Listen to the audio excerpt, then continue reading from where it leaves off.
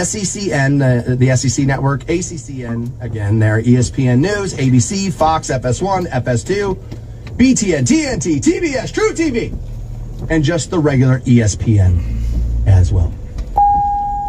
Yeah, I could understand trying to get it all together. I've said, just give me sports.com, or, sports app, whatever. That's what I want. Just put it all in one place for me. I don't know why they're still dealing with partners at all. All these leagues have inside sales teams. Because people are going to tell me, what's the advertising money? As if I don't understand advertising money. I mean, that's literally how I pay my bills, is advertising money. So I understand that. But my thing is you could still get the advertising money. You could just get it to you. Versus being paid to put your sports on the networks. This to me is like the music industry. They'll get on me for putting music in my podcast. But if you have a hot TikTok and you're using their music there, that's just them getting exposure. You know why? Because going after the TikToker is attacking a fan. Coming after us is coming after a company. So it's viewed differently. That's how they view it. It's different. And that's going to be an interesting thing here of how that's going to work.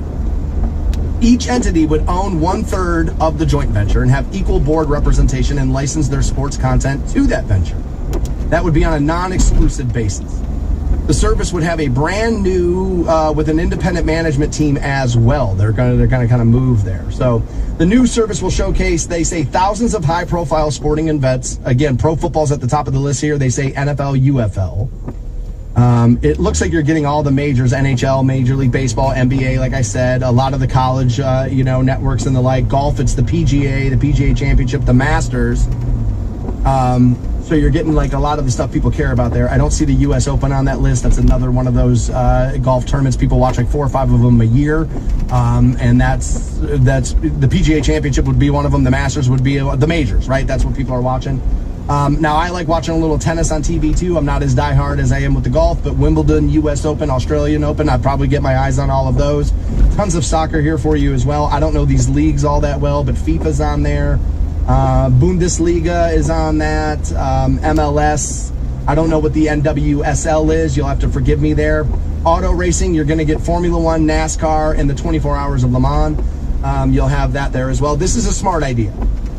Now, what I'm interested to know, and it doesn't tell us this, am I getting regular season stuff here? When it comes to the playoff games, are you going to still send me off to Peacock or one of the other things? Am I still going to have to do that? It sounds like that. But Roger Goodell came out the other day and said, one of the reasons why the NFL dominates is we're still easy to access on television. If you pick up the remote, turn on the TV, our games are on. He said, I believe that's why we still absolutely dominate. And it said, well, people like your sport more than the other sports. The NBA is perceived as the players running the sport, and that perception came from the players running the goddamn sport. And so fans don't seem to love that.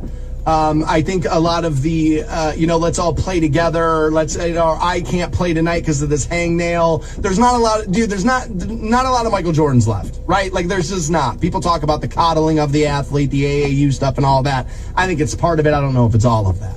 But I think there's always been a reason why the NFL is king. And I do think ease of access on television is it. It's also, I've said this forever, it is steeped in Midwestern traditional values.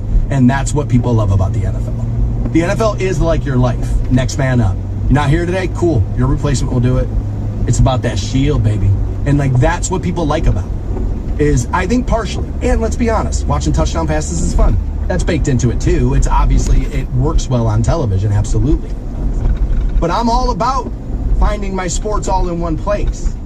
But once you do that, why would anybody have anything else? Because, again, most people are time delaying their viewing on their scripted entertainment shows.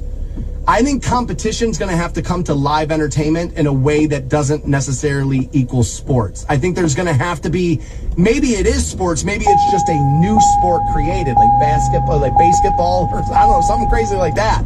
But if these are the only things that are driving live rating, sooner or later what somebody's going to do is go, we need a new one of these. Kind of funny you can listen to him on your smart speaker. At no point in your rambling, incoherent response were you even close to anything that could be considered a rational thought. is now dumber for having listened to it. On Rock 1069. Welcome back to the program. 9 a.m., let's find out just how dirty you're getting in those sheets. Kind of gross. Kind of nasty. And because of that, we'll also rock the bank with you at 9, too. Get that keyword passed out. Those, again, presented by Beavers Marine. Had been talking about this new sports streaming service, a joint venture, and, they're all coming together now. ESPN, Fox, Warner Brothers Discovery. And they're going to bring a joint venture out where you'll be able to see a lot of your sports one place, otherwise known as cable. And again, I think anybody who has a little bit of court vision here had been predicting this. It's not like I'm that much smarter than other people. Well, I am, depending on who you're talking about. But it doesn't have to be about that. I think most people kind of saw the writing on the wall with this at some point. They were just trying to make sure what happened to Tower Records didn't happen to them. You know what I mean? And so, they started creating all these services, but then it became a little too spread out. And we were talking about this because Roger Goodell the other day said, look, one of the reasons why the NFL still dominates is because of the ease of access to watch our games. You just turn on the TV and there we are. And I'm saying, wow, that's a little bold for a guy who put a playoff game on a streaming platform only, which, by the way, I have the bulk of them, most of them, right? Peacock, I'd be curious to see where that is on your guys' list. I guess you could tell me by texting in 330-450-7625.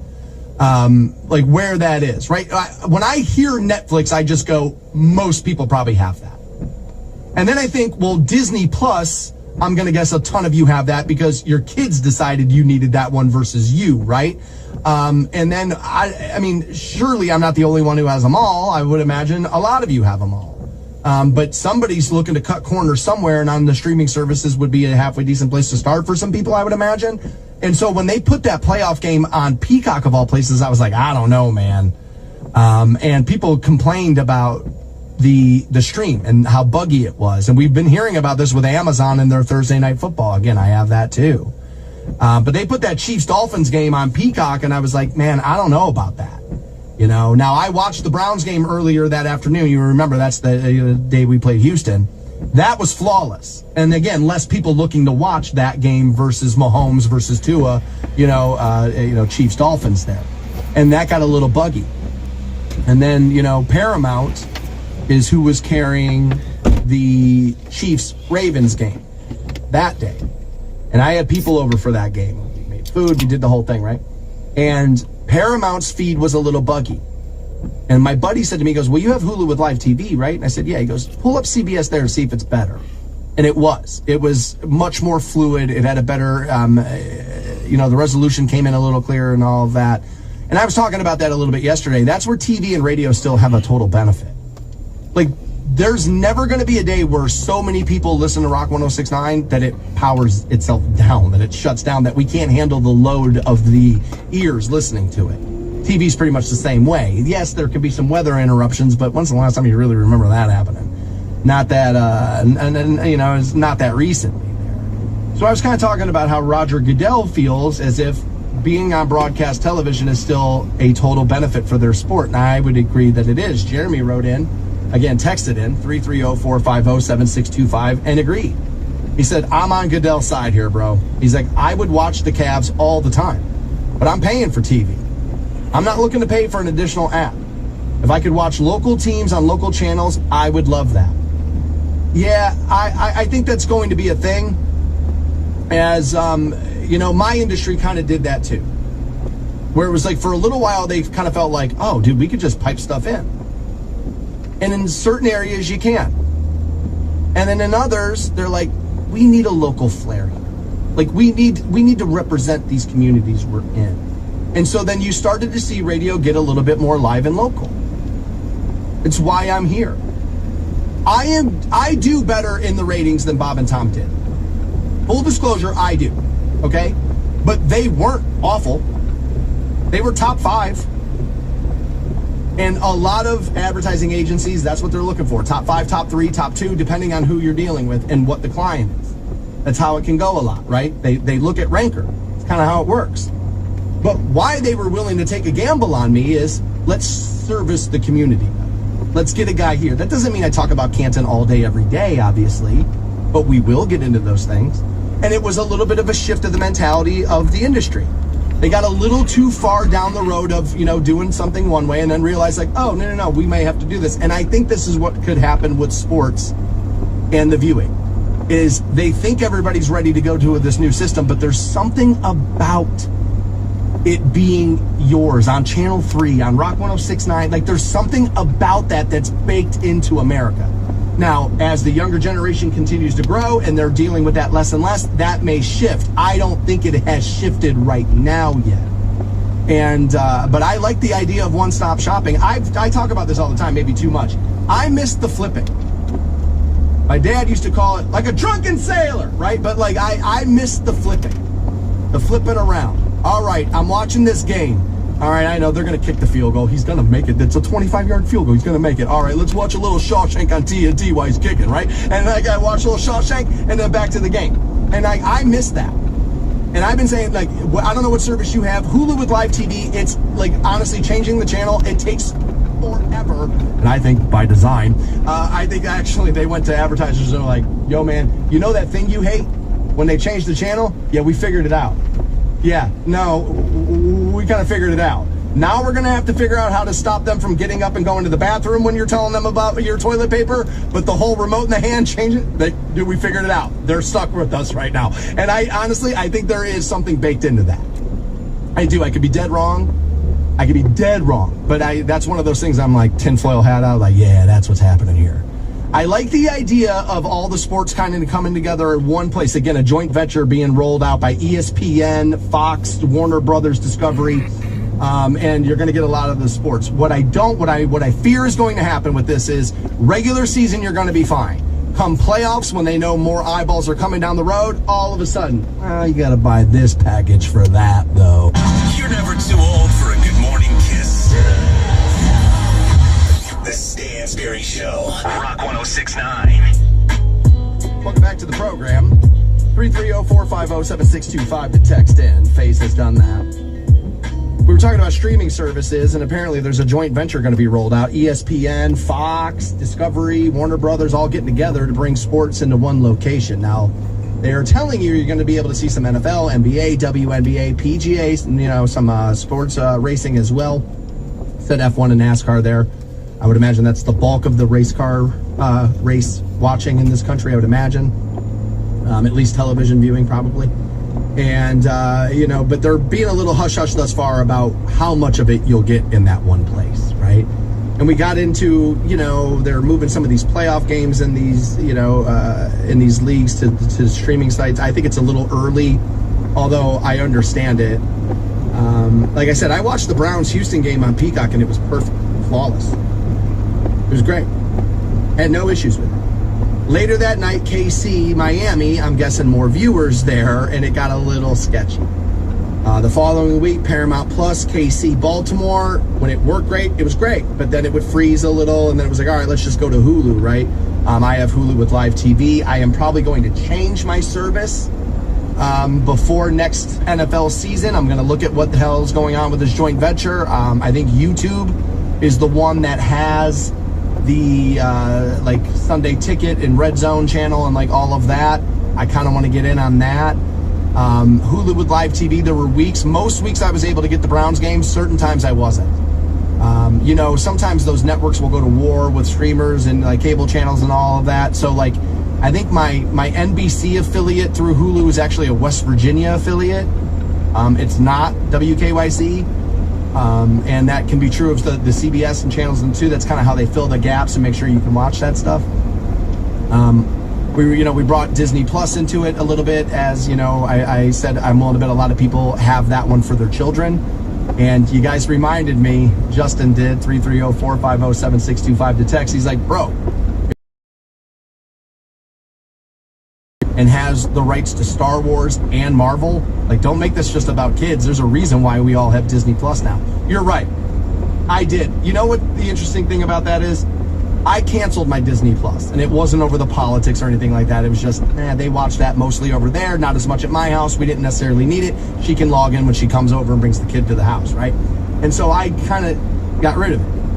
And then I bought that new TV. In my entire life, anytime I got a new TV, it was like, Empire Strikes Back, man. You know what I mean? Like, that's the way that has to go down. And so when I did that, I was like, oh, man, I don't, you know what I mean? I didn't have it. And everybody was telling me, oh, well, if you have Hulu, you should have Disney Plus. So here's the thing.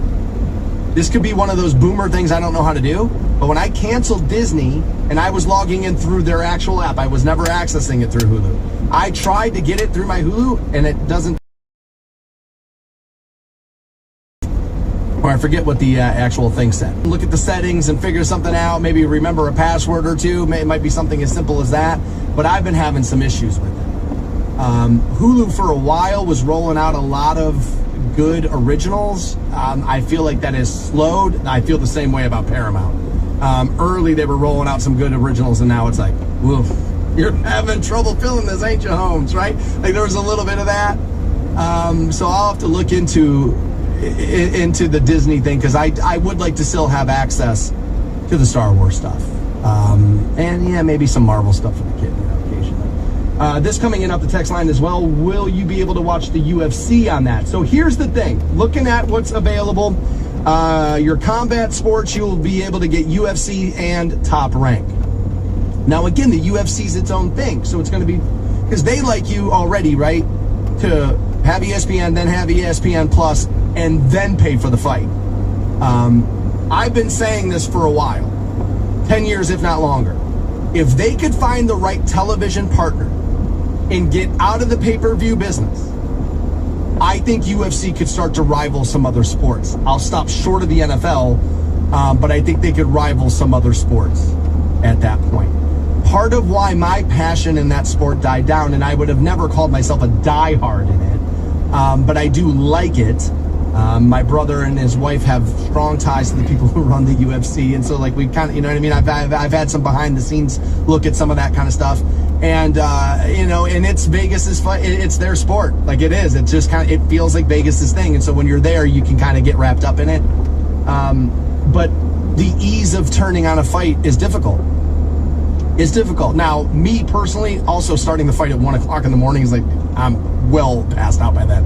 But but I think that they could do way better if they could get it on a traditional broadcast system, or at least not have to pay for this app and then pay $70 for the fight on top of it. They're going to have to get that figured out at some point. But according to this, ESPNPressroom.com, that ESPN, Fox, Warner Brothers, Discovery are launching that joint venture. It doesn't necessarily say officially when, but it should be coming soon. My guess is before the next NFL season is when you're going to see that happen. So 10 years into streaming, man, and here comes cable.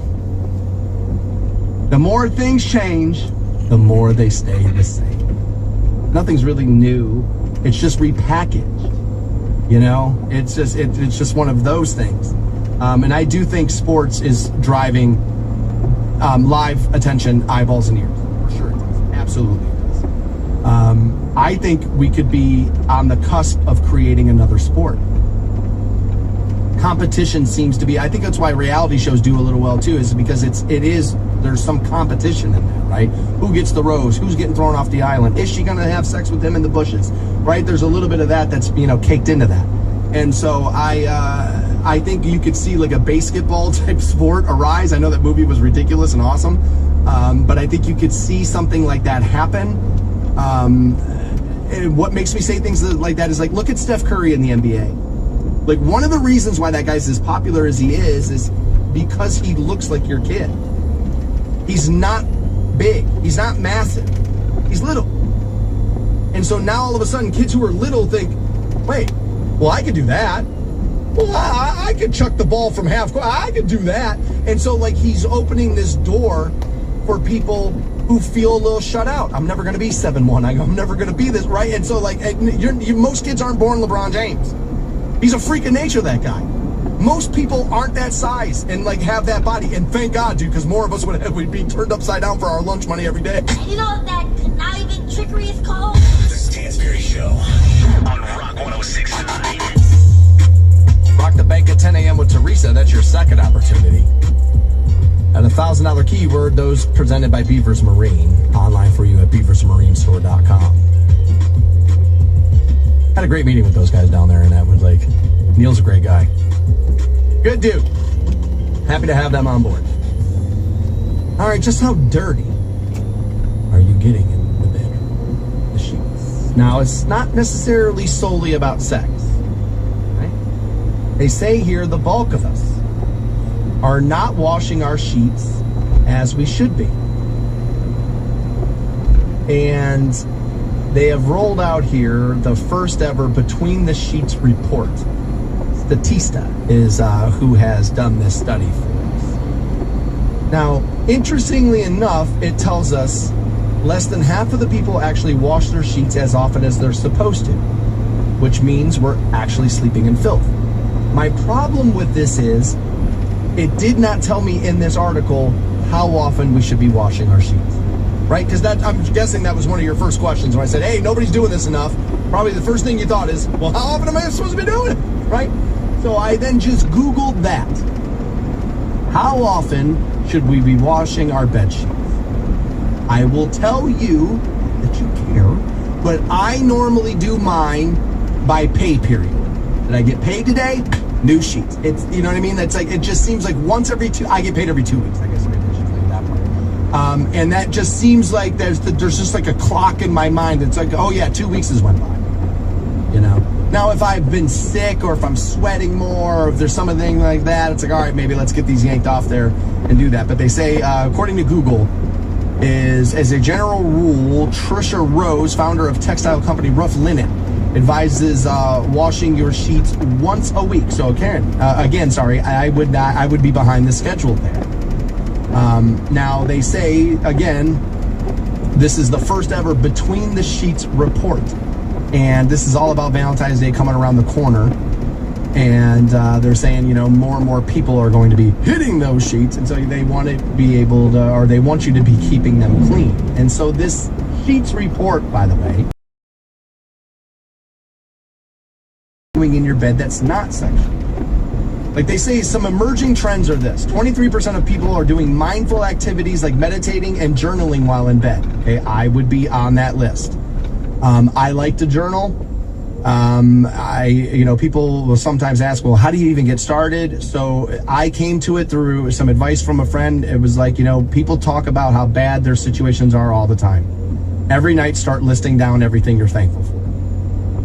And so I kind of do that.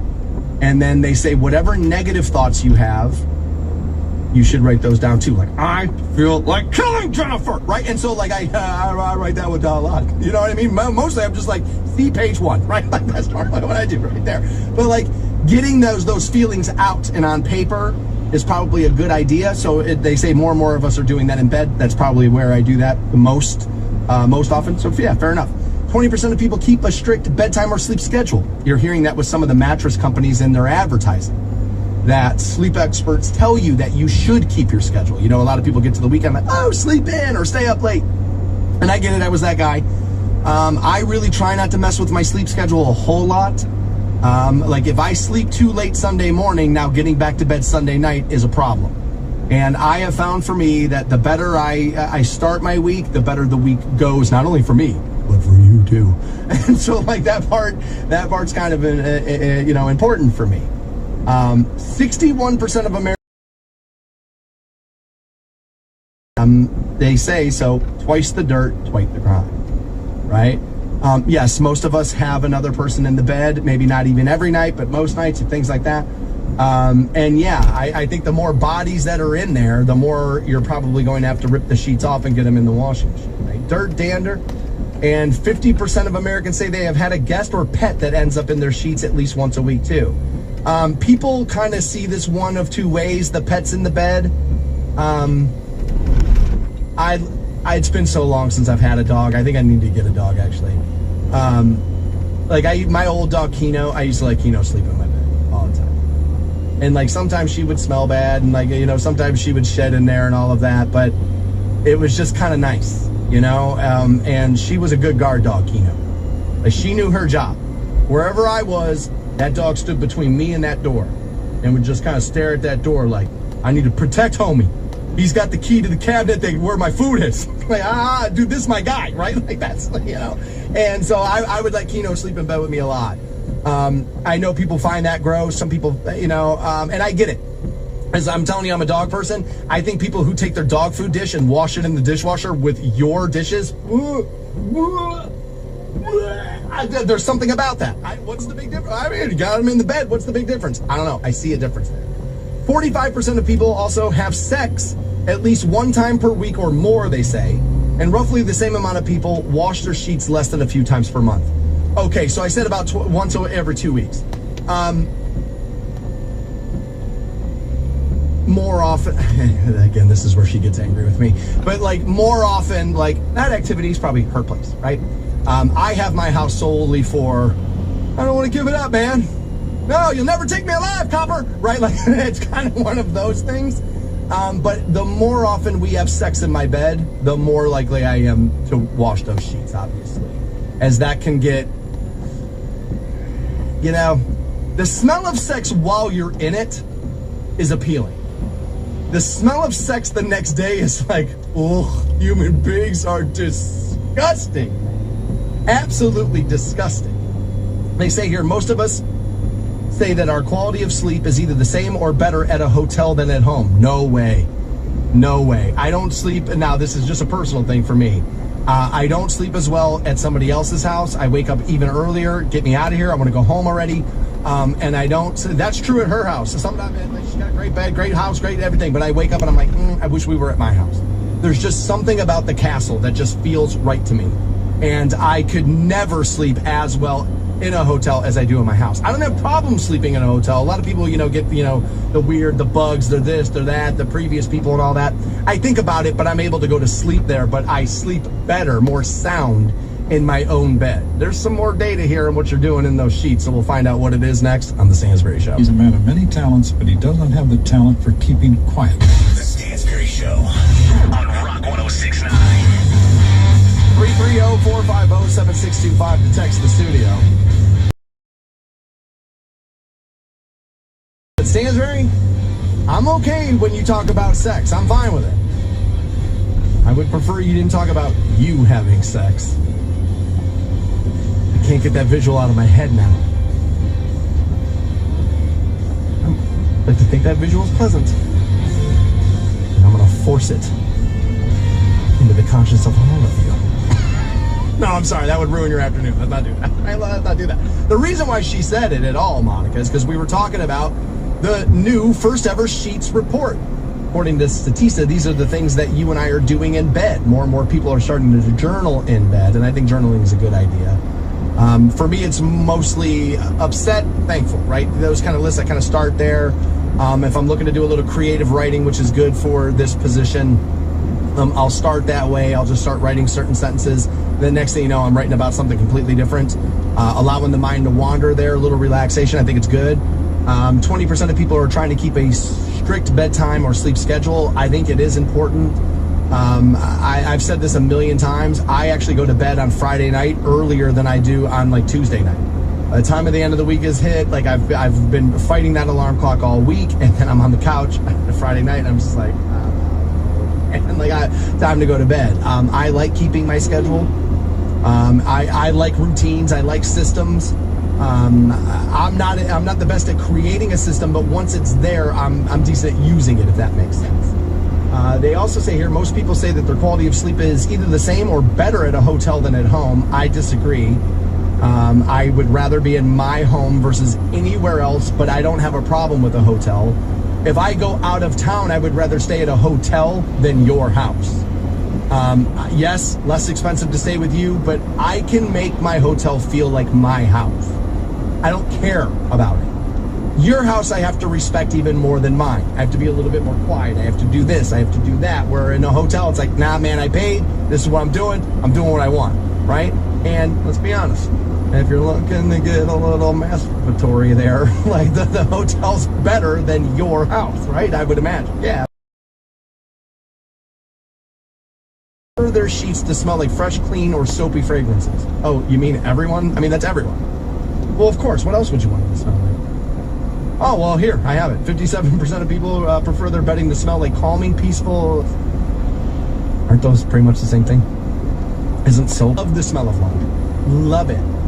You know how sometimes when you get home, you can smell the like the dryer exhaust in the driveway before? I love that smell too. I like that. That was unfortunate. But like that's, I kind of miss that. I kind of want a dog now for a similar reason. People don't want them on the couches and stuff like that, although it's why I did it. I was trying to make her crazier, and I do. I try not to eat things that will have crumbs. Watching a little Sopranos, watching his fat ass eat the ice cream, it's like, yeah, it's good times, right? Like, that's all right. You know what I mean? I think that's all right. Depending on what the snack, yeah, like chips, you probably don't want a whole lot, because it's like you don't think you're getting a lot of crumb there, but you are. And so that can be kind of gross. Like I was bad at, like in my last house, I didn't even have my living room set up for the most of the time I was living there, because I was barely ever there. And so my only TV at then was in the bedroom. So occasionally I would eat in the bed then, and it was like not great. So when I bought this house, moved in, went to Northeast Factory Directing, and got all brand new furniture, and you know, so now I have a dinette, and you know, you can twist the TV to you can see, so I can eat at the table now versus like on furniture I shouldn't be. Depending on what it is you're eating, I'm fine with it. Like if we're in bed watching a movie Saturday night, we each got a bowl of ice cream. There's something about that moment I kind of like. Now, I don't think you should be eating pork chops in the bed. Like, that seems kind of crazy. The second most popular activity in bed behind sleep is, you guessed it, watching television. There, 65% of you, us. I'm bad at this, so I'll go through stretches where I'm like, nah, I gotta not do so much TV before bed. I want to get to bed earlier. I want to get better rest. I want to do this. And so, you know, I'll read a little bit more before bed. I'll journal a little bit more. And then, you know, as the weeks go on, you fall back on bad habits. And then next thing you know, I got the TV cranked up. And, you know, you think you go to bed the same way. It keeps over and grab my cell phone off the end table, though. Once I start scrolling, doom scrolling, then I realize, I'm like, it's been 45 minutes and I haven't even paid attention to anything. I'm just moving my thumb. Like, that can be a little bit more distracting than the TV. 1 in 4 of you are getting less than 6 hours of sleep per night. Yeah, that's probably not great. You know, I try to get, under 6 is not great, right? And there are people who will proudly talk about how they can run and operate without a whole lot of sleep. There's been a million data points ran, and there's been a million tests ran, and literally nobody tested that they do better or on par with less sleep. I mean, it's just one of those things. Hustle culture, American culture has kind of convinced us that we can, but sure. I have done the show on 0 hours of sleep and have walked out of here with a successful program after doing it. I would tell you a lot of luck with it. I find when I've slept well, when I'm rested, when I've read and prepared more versus like didn't sleep at all last night, screw it, let's wing this a touch, that's when you don't get the product you deserve. You know what I mean? And it does happen. I'm not going to lie to you. It happens for sure. I'm human. And so, but I really do try. It's like, nah, man, let me get the best foot forward out here. Let's get a little rest there. So yeah, I think over 6 hours of sleep, we should be trying to get that. I know with the parents and the kids, and you don't know how hard it is. I know. She tells me the same thing all the time with, you know, people spending a ton of money on their sheets.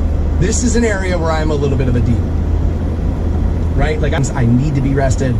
I am a little bit of a diva on the sheet. It's 1,000 thread count or more.